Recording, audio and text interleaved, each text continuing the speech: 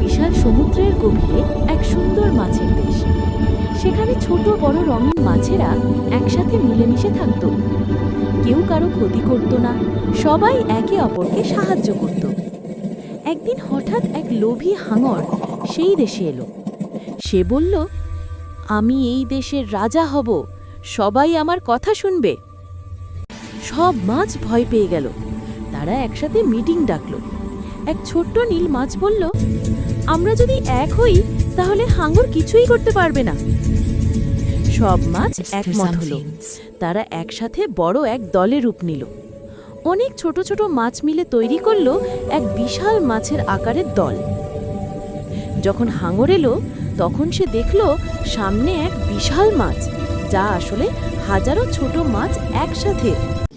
ভয় পেয়ে হাঙর পালিয়ে গেল। তারপর থেকে মাছের দেশে আবার শান্তি ফিরে এলো। সবাই বুঝল, একতার শক্তি সবচেয়ে বড় শক্তি। একতার শক্তি সবচেয়ে বড় শক্তি।